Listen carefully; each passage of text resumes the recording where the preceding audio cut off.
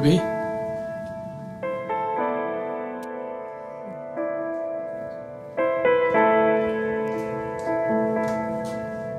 Ruby, ano ginagawa mo dito? Ayoko ng gulo Mirabel, gusto kong humingi ng tawad. Sana patawarin niyo ko ni David sa lahat ng masamang ginawa ko sa inyo.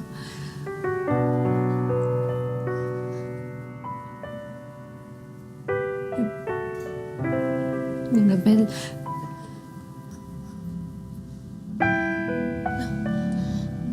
Mirabel, pasensya na ha.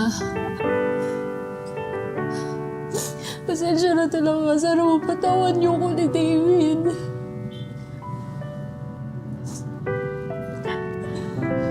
Tumayo ka nga. Ano ka ba?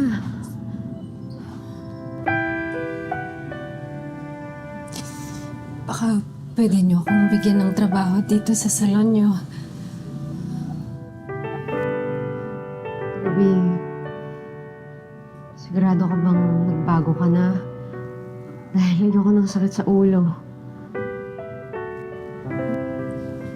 Pangako, hindi magiging sakit sa ulo. Sige, pwede ka magsimula bilang taga-hugas muna ng shampoo sa ulo. Tsaka Ha? taga-linis. Ayaw mo ba? Ay, hindi. Gusto ko, syempre. Gusto ko na rin kasi talagang maging maayos yung buhay ko. Okay na tayo.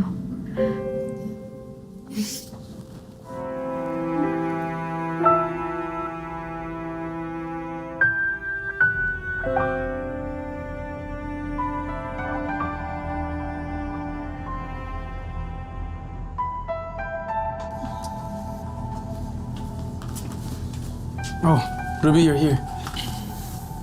We actually need you out front. Wala kasi si Mirabel. Meron siyang client for a wedding. Uy. Ruby, David, ginagawa mo? David, ayaw mo na ba sa akin? Ha?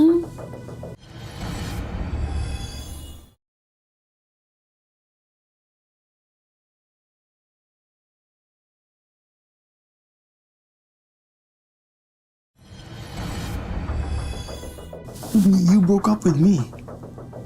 Yes, pero ako pa rin dapat yung kasama mo. Ruby, Dapat ako ang business partner mo. Dapat ako pa rin ang girlfriend mo. ginagawa mo, Ruby? You're acting crazy. Ruby! David, ano ba? Ang gusto mo, yung babaeng yun? Yung natukatang yun? Yung opportunistang yun? Mahal ko si Mirabel. Pati nga naging mabuti si Mirabel sa'yo. And now look at what you're doing.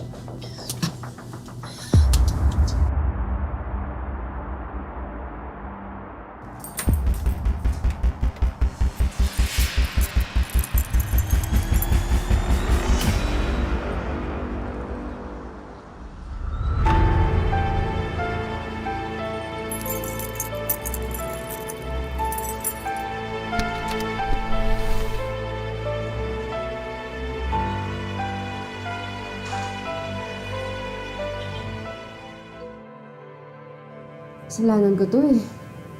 Pauto na naman ako kay Ruby. Kala ko kasi nagbago na siya. Ma, don't blame yourself too much. Wala namang ibang may kasalanan kundi si Ruby. Buti nga, umalis siya na walang iskandalo, ang gulo. I'll make sure she won't go back there. Ano sabi mo? I'll make sure she doesn't go back to the salon. Hindi.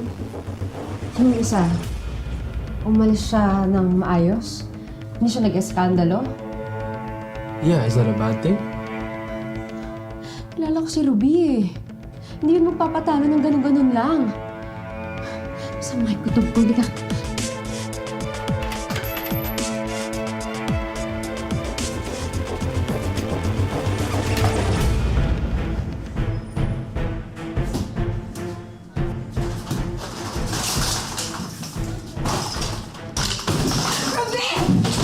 Bakit niyo ba